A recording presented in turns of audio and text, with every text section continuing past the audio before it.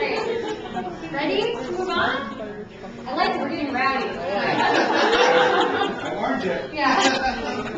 All right, we are now moving to wine E, letter E, which is the 2007 Donassone Blaufrankisch. Who's had Blaufrankisch before tonight?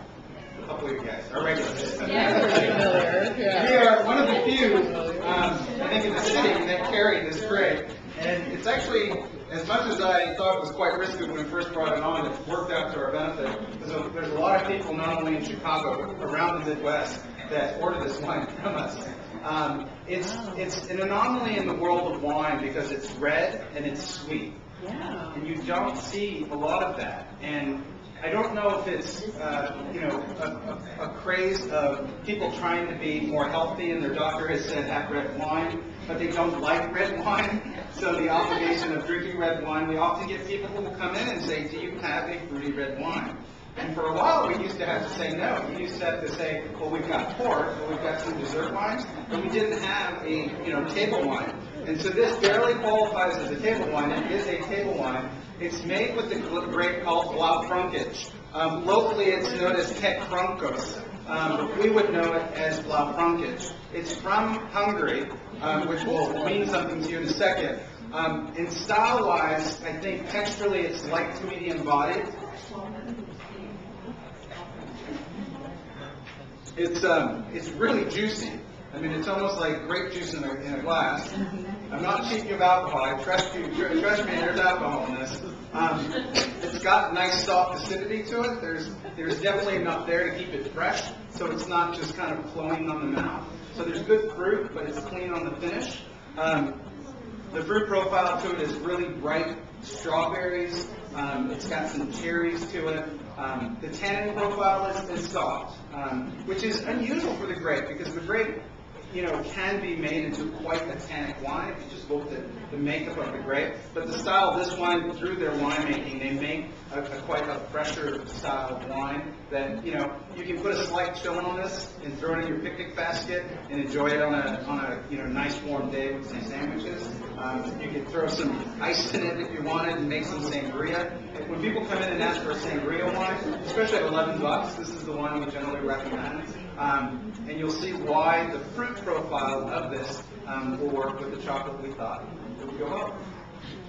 For people that don't like red wine, you can chill this a little bit, and they love it. Yeah, agreed. Yeah. A little more to friends that way. Yeah. Yeah.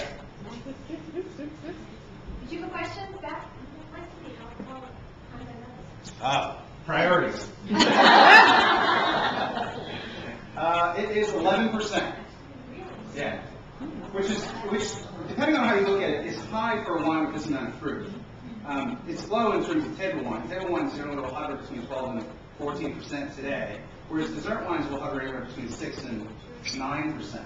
So this is kind of right in that middle gauge, which is why it's not cloyingly sweet. That's why it still has that tangy acidity to it, because it's retained acidity to it. Okay, so truffle. Okay, so we have Budapest truffle. We have the Hungary connection here. This is another very, in my mind, truffle for the purists. It's topped with sweet Hungarian paprika, but again, the paprika is sweet, so it's not super spicy. With this one, I always encourage people to lick the spice off the top first, and then take a bite.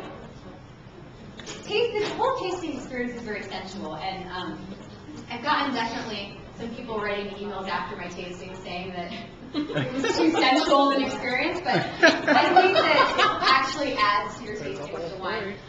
So it's a custom blend of paprika, sourced from Europe, and it's not as spicy as, say, at Vosges we use a lot of chili peppers in our products. So we have ancho, chocolat, guajillo castilla, and this is made, paprika is made from the capsicum pepper, which is much milder.